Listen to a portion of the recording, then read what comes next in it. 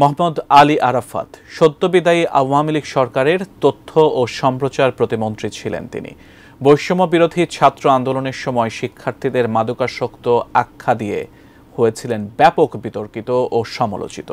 শুধু তাই নয়, সে সময় তিনি বলেছিলেন প্রতি সেকেন্ডে রাবার বুলেট ছুড়লেও শেষ হতে 5 বছর সময় লাগবে, সরকারের কাছে এত স্টোরেজ আছে। কিন্তু কোথায় গেল সেই বড়াই? মাত্র 1.5 বছরে সদস্য থেকে প্রতিমন্ত্রী হওয়া সেই আরাফাত এখন কোথায়? বিস্তারিত জানাচ্ছেন সহকর্মী এসআই রাজ।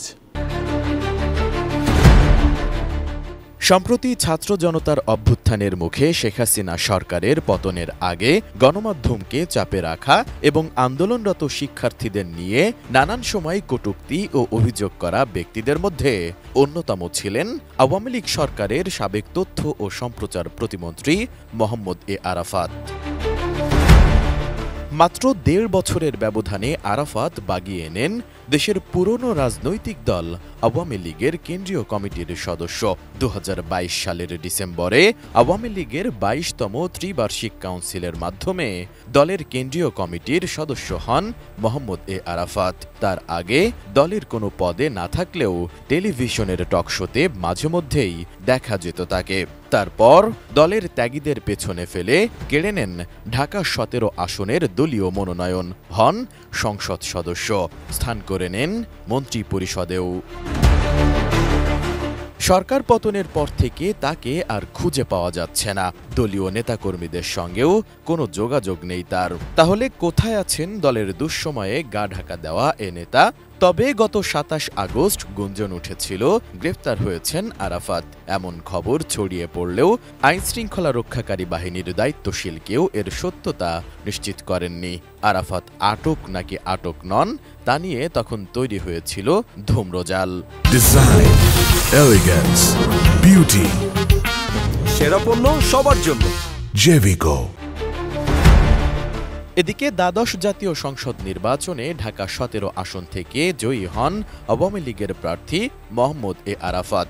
অনেকটা প্রতিদ্বন্দ্বিতা ছাড়াই নৌকার প্রার্থী হিসেবে জয়ী হয়েছিলেন তিনি। তারপর শেখ হাসিনার নতুন মন্ত্রিসভায় প্রতিমন্ত্রী হিসেবে শপথ নিয়েছিলেন। দলীয় সূত্র বলছে, মন্ত্রিসভায় জায়গা নেওয়ার পর থেকেই আওয়ামী লীগের সিনিয়র নেতাদের কোণঠাসা করে নিজেকে বড় নেতা হিসেবে জাহির করতেন আরাফাত। দলের যে কোনো কর্মসূচিতে সিনিয়রদের পাশ কাটিয়ে দাপট দেখাতেন।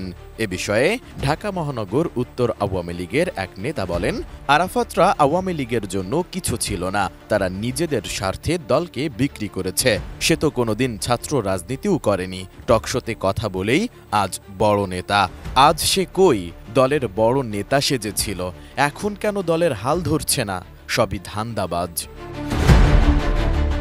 অভিযোগ রয়েছে সাবেক প্রধানমন্ত্রী শেখ হাসিনার ছেলে সজীব ওয়াজেদ জয়ের বন্ধু পরিচয় দিয়ে মোহাম্মদ এ আরাফাত ডাক ও টেলিযোগাযোগ এবং তথ্য ও প্রযুক্তি বিষয়ক মন্ত্রণালয়ের হাজার হাজার কোটি টাকার কাজ বাগিয়ে নিয়েছেন। জানা গেছে, মোহাম্মদ এ আরাফাতের বাবা মোহাম্মদ সেতাবউদ্দিন বাংলাদেশ বেতারের পরিচালক ছিলেন। শহীদুল্লাহ কায়সার এবং পান্না কায়সারের মেয়ে শমী কায়সারকে 2008 সালের 24 জুলাই বিয়ে করেন আরাফাত। তারপর 2015 সালে তাদের বিবাহ বিচ্ছেদ হয়। এরপর আরাফাত বিয়ে করেন শারমিন মুস্তারিকে।